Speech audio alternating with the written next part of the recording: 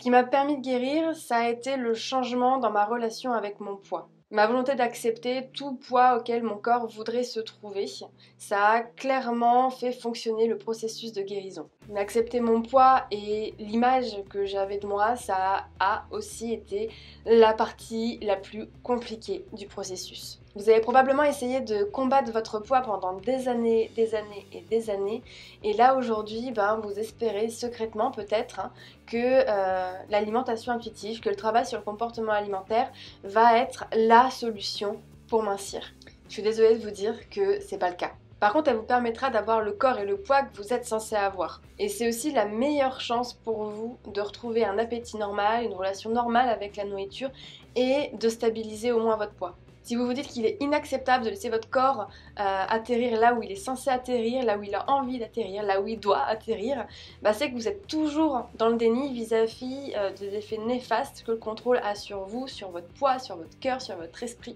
Parce que si votre poids il finit toujours par monter au-dessus du poids que vous faisiez avant de faire un régime, c'est justement à cause de ces mécanismes de contrôle, de restriction. Et ça va continuer de se produire encore et encore. C'est pour ça que quand je vous dis que arrêter de lutter contre votre poids, c'est la meilleure solution, je le pense vraiment. Parfois, la chose la plus sage, rationnelle et saine à faire, ça va être d'arrêter. Surtout si ce que vous êtes en train de faire donne le contraire de ce que vous auriez envie. Votre meilleure solution aujourd'hui, c'est d'accepter le poids où votre corps veut se trouver.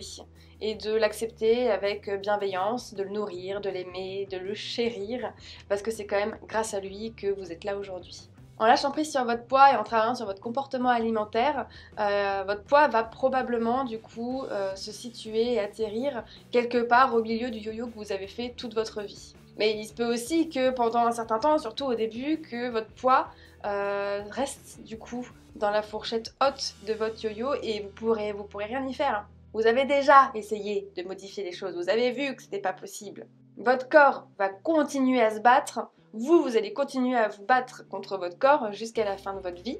Et franchement, on va pas se mentir, je pense que vous méritez mieux que ce type de préoccupation toute votre vie. Quand on voit les choses comme ça, on se dit que oui, c'est vrai que à choisir entre se battre toute sa vie pour essayer d'atteindre un poids qu'on ne pourra peut-être pas atteindre, et lâcher prise sur le poids, apprendre à s'accepter pour pouvoir vivre en fait, et pas s'empêcher de faire des choses qui pourraient nous rendre heureuses, en se disant que en lâchant prise au final, le poids arrêtera de monter, voire il pourra descendre de lui-même, on se dit que c'est peut-être un petit peu ballot de se battre contre lui et de donner toute son énergie là-dedans. Je sais pas ce que vous en pensez. Je sais que c'est compliqué et je vous demande pas d'accepter ce qui est inacceptable. J'ai juste envie de vous faire réfléchir sur l'aspect qui n'est peut-être pas indispensable de perdre du poids pour vivre votre vie, pour être heureuse. Et je sais que ça peut être compliqué par rapport à l'aspect social, par rapport au jugement des autres, par rapport à des jugements personnels, par rapport à des peurs, parfois même par rapport à la santé, parce que c'est vrai que la santé peut rentrer en jeu. Mais ça pourrait être pas mal peut-être de faire une trêve avec lui et de vous dire que vous êtes dans la même équipe au final. Parce que le poids que vous avez accumulé, personnellement, je le vois un petit peu comme des vestiges de combat que vous avez eu dans votre vie personnelle. C'est un peu comme les cicatrices qui restent sur votre corps. Elles sont là aussi pour vous rappeler que vous avez pu passer certaines étapes. Parce que votre corps, même si actuellement vous ne l'acceptez pas, même si peut-être vous le haïssez, mais ça serait peut-être bien de reconnaître aussi qu'il n'a pas que des inconvénients et qu'il a des avantages et que même si vous, ça vous convient pas, lui, il a fait son maximum pour vous aider au cours de votre vie. Parce que c'est justement notre envie de maigrir qui nous pousse à nous restreindre et qui nous fait plonger dans les troubles du comportement alimentaire. Donc le compromis de se dire, je m'accepte, je vais travailler sur le fait de m'accepter, mais je vais aussi chercher à maigrir, c'est pas possible. Il peut pas y avoir les deux parce que du coup, l'envie de maigrir va être toujours plus forte que le besoin de s'accepter.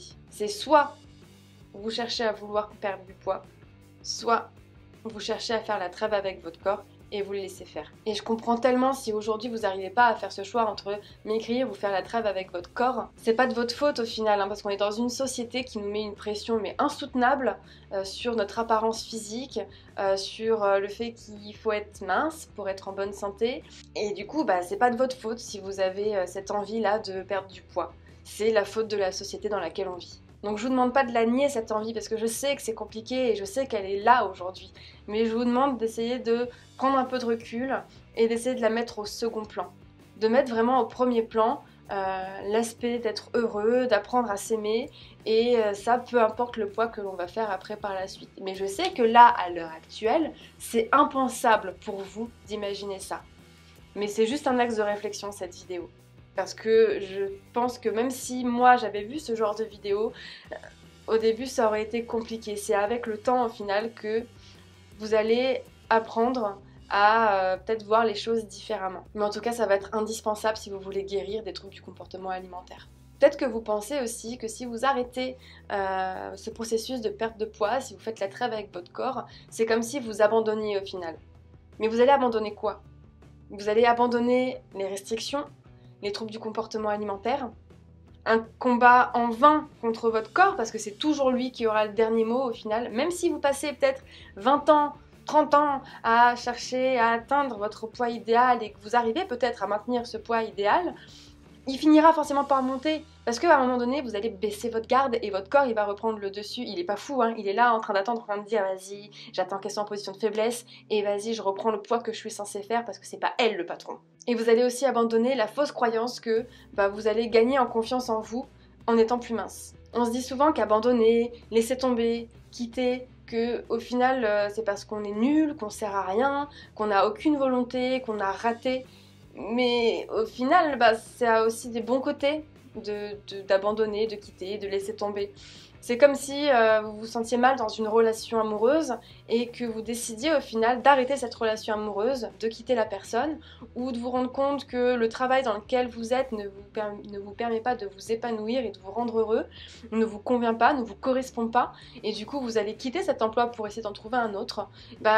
Quitter cette démarche de perte de poids, ça fait aussi partie de cette liste-là. Donc est-ce que vous voulez vraiment passer toute votre vie à essayer d'atteindre un objectif qui va être inatteignable, sur le long terme je parle bien entendu, tout ça parce qu'on vous a fait croire que c'était possible avec de la restriction, que ça serait facile et qu'en plus de ça, ça vous rendrait heureux. Est-ce que vous voulez quand même vous évertuer à combattre votre corps plutôt que de faire un avec lui ?